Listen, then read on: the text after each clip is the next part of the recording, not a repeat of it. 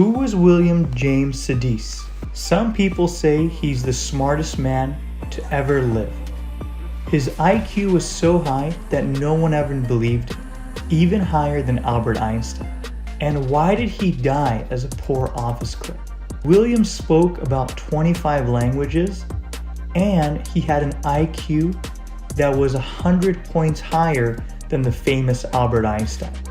In 1898, the smartest man in the world was born right here in the United States. He had an astonishing IQ between 250 and 300 points. Just remember, the norm is 100, so it shows you how smart he was. Born to Ukrainian immigrants, his family decided to move to New York City. His parents knew that their son were always gifted and decided to go all out on him. They would spend ridiculous amounts of money on books and wanted to do everything in their power for their son to learn as much as he could. Could you believe it? At just 18 months of age, William was able to read a newspaper. And not just any newspaper, the New York Times.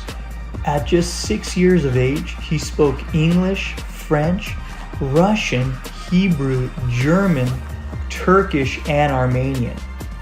He was known to write poetry and even wrote a novel. But this next fact just blew everyone out of the water. At 9 years old, he was accepted into Harvard. It was so young that when he went to Harvard, it was against their policies, and they wouldn't let him attend class till he reached 11 years of age. He became predominantly known at Harvard, and in 1910, he gave speeches at the math club, and he graduated at just 16 years of age in 1914. Although many say that there's no record of his IQ because it's all been lost, just keep in mind that anything above 130 is considered an absolutely gifted individual. Now, if we want to compare William to others, let's just say this. Albert Einstein had an IQ of 160, and Leonardo da Vinci an IQ of 180. And at the top of the list, Isaac Newton at a mere 190 points. So for someone to come along and rank anywhere between 250 and 300, it definitely shows us that this person is not just extraordinary, but someone not of this world. Many said that his IQ was equivalent to 3 human brains being put together. But his struggle started later in life when he just didn't seem to fit in with the rest of the population. After he graduated at 16 years of age, he said he wanted to live a life of seclusion and that he always hated crowds. He decided to teach mathematics at Rice Institute in Houston, Texas. But because of his age and the fact that he was younger than most of all the students, he didn't last that long. Then things seemed to get even worse for him.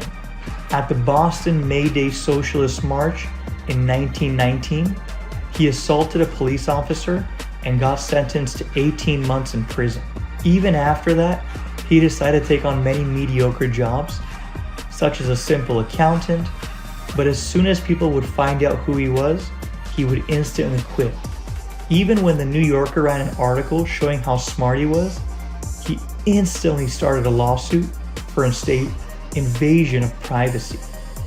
That's how much William hated the spotlight. And in 1944, William James Sidis died of cerebral hemorrhage. Can you believe it? At just 46 years of age, he was dead. It was the saddest story in history, as so much potential, but no end result to show for it.